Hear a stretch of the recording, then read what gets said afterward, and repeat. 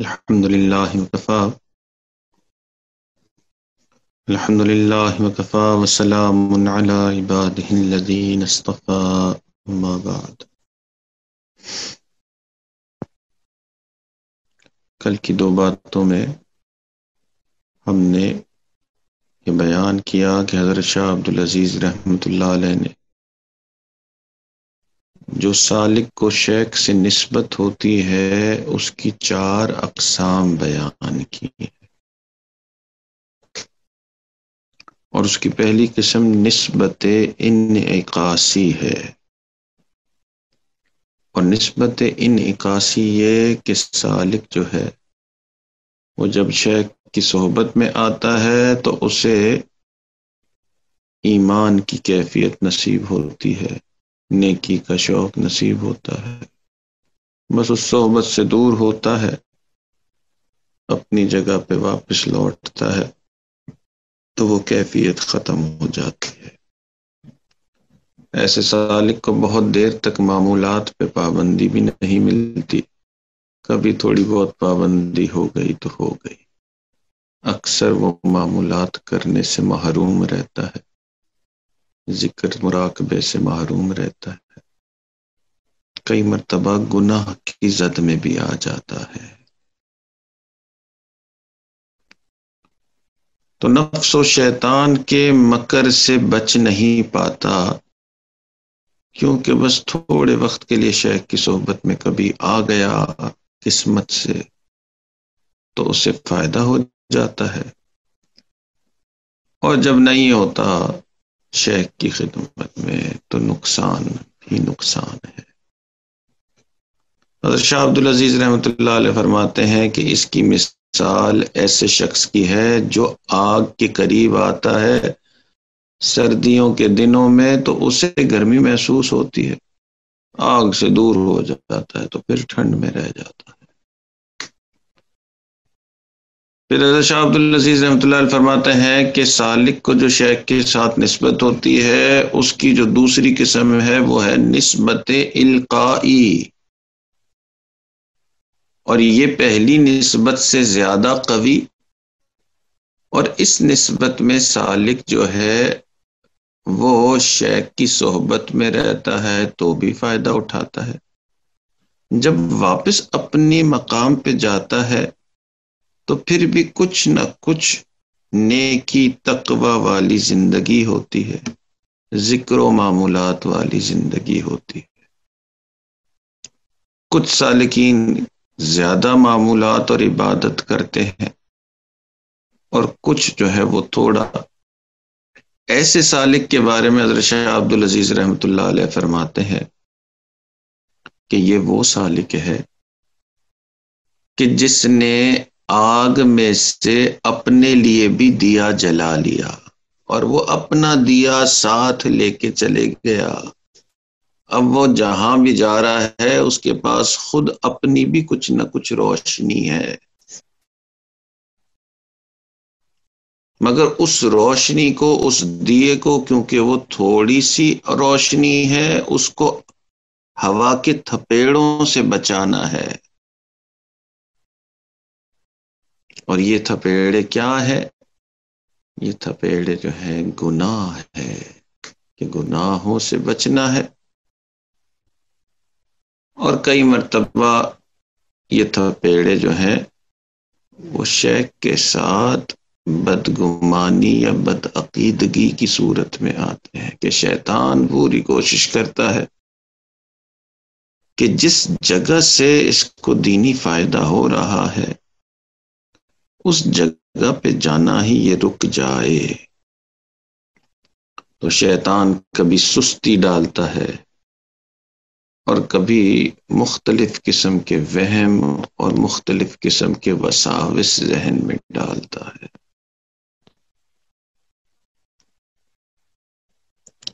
حضرت شاہ عبدالعزیز رحمۃ اللہ علیہ نے ایک تیسری قسم بیان فرمائی، اور وہ تیسری قسم جو ہے اس کو نسبت اصلاحی کہتے ہیں،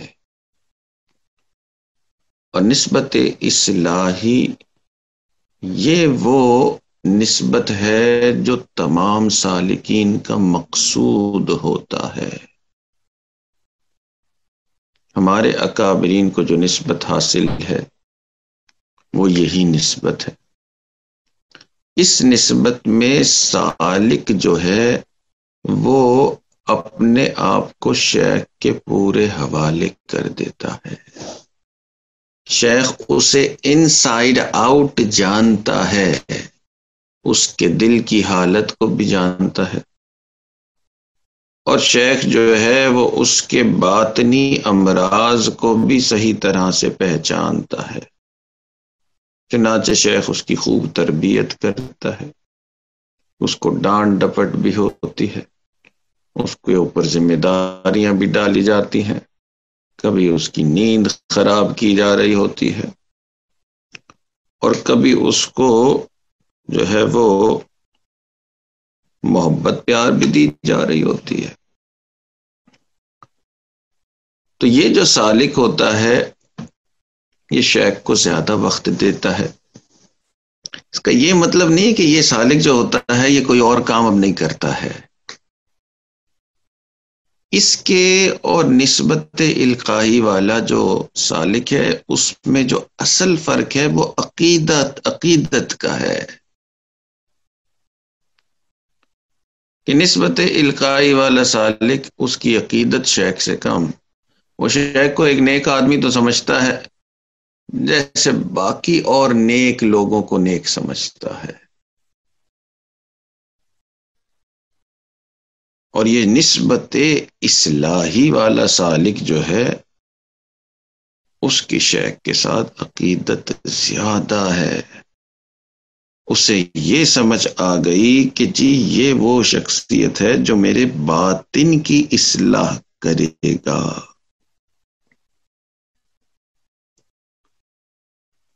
تو نسبت القائی والے جو سالک ہے اس کی نظر میں کوتاہی ہے، اور نظر میں کوتاہی اس لیے کہ وہ پہچان ہی نہیں رہا کہ میں اس سلوک میں مقربین میں جانا چاہ رہا ہوں. تو وہ یہی سمجھ رہا ہے کہ جیسے میں نیک، جیسے میرے دوست نیک، جیسے میرے اور دوسرے نیک لوگ ہیں اسی طرح شیخ بھی ایک نیک آدمی. کبھی ملاقات ہوئی تو ٹھیک ہے، نہیں ہوئی تو کوئی بات نہیں، اور بھی تو میرے دوست ہیں، ان سے نیکوں سے جا کے مل لوں گا. تو یہ عقیدت میں فرق اس لیے ہے کہ ابھی اس نے نیت ہی نہیں کی ہے کہ میں یہ باطنی صفائی کرنا چاہ رہا ہوں، اپنے باطنی امراض کی اصلاح کرنا چاہ رہا ہوں، اور اللہ سے مقربین والا تعلق پیدا کرنا چاہ رہا ہوں. تو اس لیے وہ شیخ کو اس نگاہ سے ہی نہیں دیکھ رہا.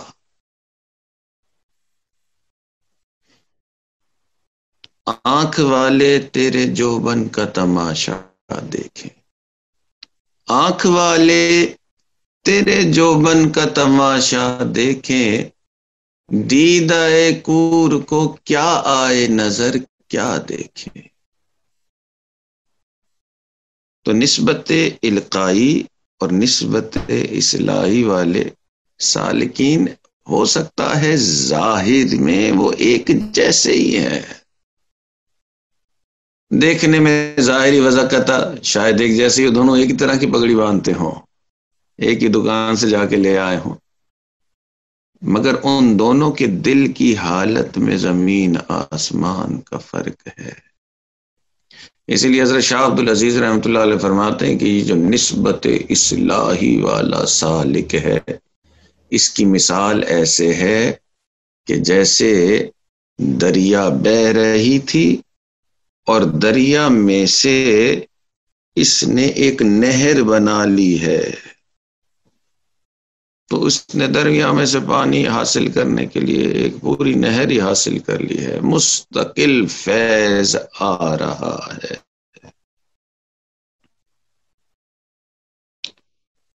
تو یہ جو نسبت اصلاحی والا سالک ہے یہ شیخ کا خادم بھی بنتا ہے. بس وہ نیت یہ کر رہا ہوتا ہے کہ بس مجھے کسی طرح سے اللہ کا یہ قرب مل جائے، تو شیخ اس کو جو کام جس طرح سے کہتے ہیں وہ اس طرح سے کرنے کے لیے تیار، نہ اپنے مرتبے کو دیکھتا ہے نہ مقام کو دیکھتا ہے، بس وہ یہ چاہتا ہے کہ جی کسی طرح مجھے اللہ کا قرب مل جائے، اور اس کی نظر یہ دیکھ رہی ہوتی ہے کہ یہ عام نیک انسان نہیں ہے، یہ باطن کو صاف کرنے کی صلاحیت رکھتا ہے۔ تو سالک کے لیے یہ ضروری ہے کہ وہ یہ سمجھے کہ جی شیخ جو ہے وہ میری باطن کی اصلاح کی صلاحیت رکھتا ہے، اور بس اگر یہی سوچنا ہے کہ ٹھیک ہے جی نیک لوگوں کا یہ گروپ ہے اور کبھی اس میں چلے جاؤں اور کبھی نیک لوگوں کے دوسرے گروپ میں چلے جاؤں اور سارے اچھے اور سارے نیک ہیں، یہ اچھی بات ہے کہ نیکی والے ماحول میں آپ جا رہے ہیں، مگر باطن کی اصلاح کے لیے شیخ کے ساتھ خاص عقیدت ہونی ضروری ہے۔ اس لیے حضرت مجدد الثانی رحمۃ اللہ علیہ فرماتے ہیں کہ مجھے جو کام اب مجددیت کا دیا گیا اللہ کی طرف سے، اس کی وجہ شیخ کے ساتھ عقیدت تھی۔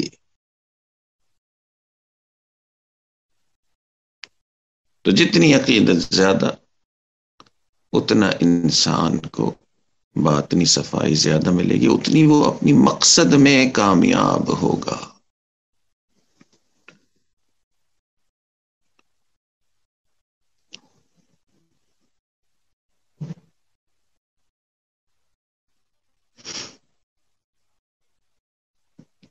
ہمارے ایک جاننے والے بزرگ ایک مثال دیا کرتے تھے کہ جی ایک بڑے عالم تھے، انہوں نے سیاست میں قدم رکھا۔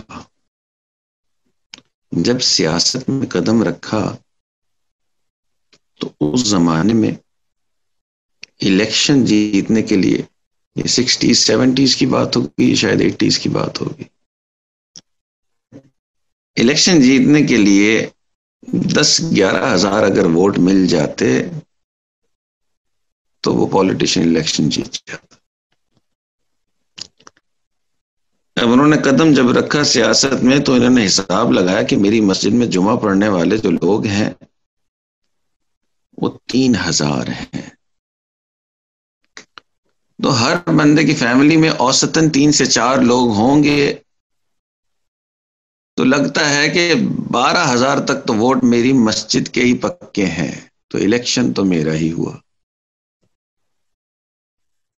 تو اس نیت کے ساتھ جی الیکشن میں اپنے آپ کو کھڑا کر لیا کہ جی 12,000 تو کہیں نہیں گئے، اور باقی یہ ہے کہ اور بھی اوپر سے مل جائیں گے، تو الیکشن جیتنا میرے لیے کوئی مشکل نہیں ہے، مسجد بڑی مسجد کے امام تھے۔ اللہ کی شان، جب الیکشن ہوئے تو 1,200 ووٹ بھی نہ ملے،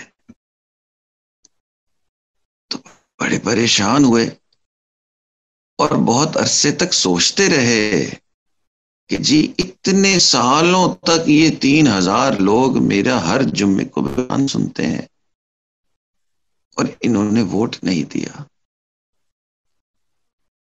تو پھر انہوں نے اپنے کسی بڑے سے یا کسی سے مشورہ کیا، تو انہوں نے ان کو بتایا کہ یہ سارے جو تھے یہ آپ کے ساتھ عقیدت تو رکھتے تھے، محبت نہیں رکھتے تھے۔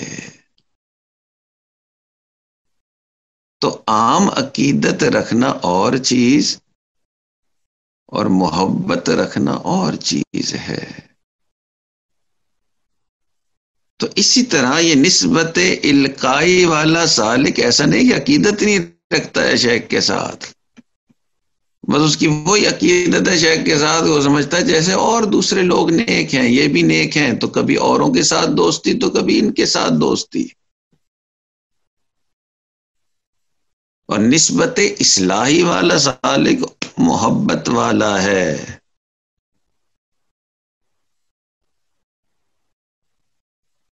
اب میری نگاہوں میں ججتا نہیں کوئی. اس کو تو سارا وہ خواب نظر آ رہے ہوتے ہیں شیخ کے کہ اس کے علاوہ اور کوئی ہے ہی نہیں.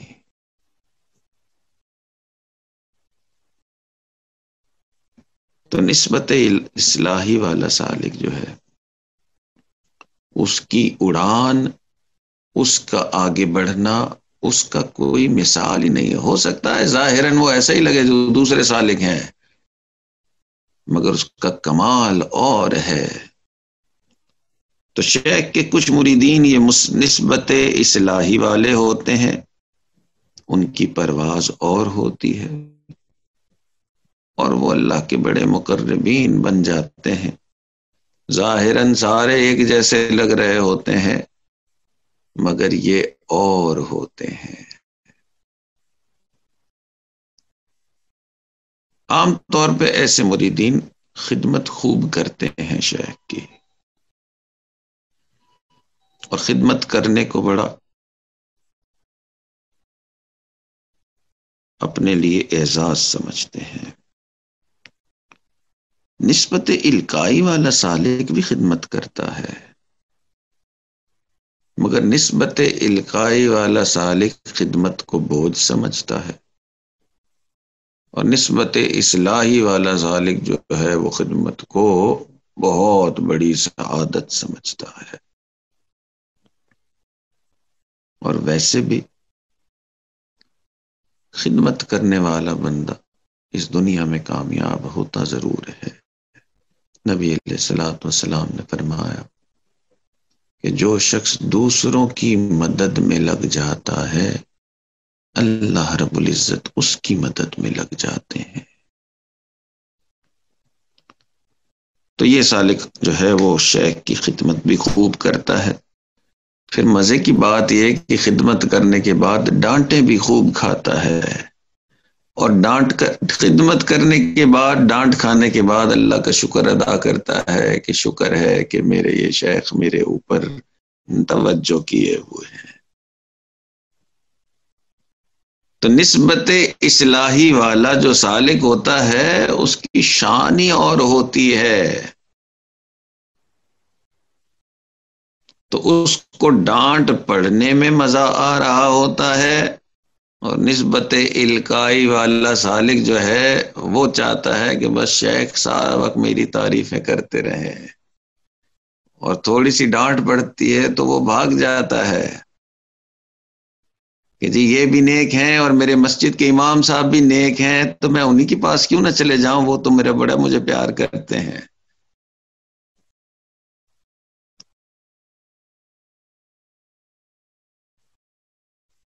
تو زمین آسمان کا فرق ان دونوں نسبتوں میں ہے. اور ہمارے اکابرین کو یہ نسبت اصلاحی حاصل تھی. تو جہاں انسان اور چیزوں کے لیے دعا کرتا ہے وہاں وہ اللہ سے یہ دعا کرے کہ اسے وہ یہ نسبت اصلاحی حاصل ہو جائے. اس دنیا کی نعمتوں میں بڑی نعمت جو ہے یہ نسبت اصلاحی ہے. اللہ تعالی ہمیں یہ نسبت نصیب فرمائے. ایک چوتھی نسبت ہے اور اس کو نسبت اتحادی کہتے ہیں. یہ نسبت اصلاحی سے بھی زیادہ قوی، مگر یہ مقصود نہیں ہے. یعنی یہ نسبت ایسی ہوتی ہے کہ سالک اور شیخ میں اتنی قربت ہو جاتی ہے کہ سالک اور شیخ کا باطن بالکل ایک جیسا ہو جاتا ہے، اور کئی مرتبہ ظاہر بھی ایک جیسا محسوس ہونے لگتا ہے. اس کا اٹھنا بیٹھنا چلنا پھرنا، اس کی آواز بھی شیخ جیسی ہو جاتی ہے. مگر یہ مقصود نہیں، یہ نایاب نسبت ہے. چنانچہ مشائخ نے اس کی مثال دی. یہ وہ نسبت ہے جو سیدنا صدیق اکبر رضی اللہ عنہ کو نبی علیہ الصلوۃ والسلام سے تھی. کہ جب آپ مدینہ منورہ پہنچے تو دیکھنے والوں کو سمجھ میں نہیں آیا کہ اس میں سے نبی کون ہے اور امتی کون ہے. تو کچھ لوگ نبی علیہ الصلوۃ والسلام سے مصافحہ کرنے لگے اور کچھ لوگ حضرت صدیق اکبر رضی اللہ عنہ سے مصافحہ کرنے لگے. تو صدیق اکبر رضی اللہ عنہ نے اپنا کپڑا نبی علیہ الصلوۃ والسلام کے سر پہ ڈالا تو لوگوں کو پتہ چلا کہ اس میں سے خادم کون ہے اور مخدوم کون ہے. تو ظاہری مشابہت بھی ہو جاتی ہے اور جو روب اور دبدبہ ہے وہ بھی ایک جیسا ہو جاتا ہے، طبیعت بھی ایک جیسی ہو جاتی ہے. تو یہ کئی مرتبہ سالکین کو ایسی بھی کیفیت حاصل ہو جاتی ہے جب وہ محبت میں بالکل صادق ہوتا ہے تو یہاں تک بھی معاملہ پہنچ جاتا ہے. اللہ تعالی ہمیں اپنے مشائخ سے کامل نسبت نصیب فرمائے. اللہ تعالی ہمیں اپنا خاص قرب عطا فرمائے. اللہ تعالی اپنی یاد نصیب فرمائے. وآخر دعوانا ان الحمدللہ رب العالمین. دعا کر لیجیے. الحمدللہ رب العالمین، الصلاۃ والسلام علی سید الانبیاء والمرسلین. اللهم انا نسألك علما نافعا وعملا متقبلا ولسانا ذاكرا وقلبا خاشعا ورزقا واسعا وشفاء من كل داء.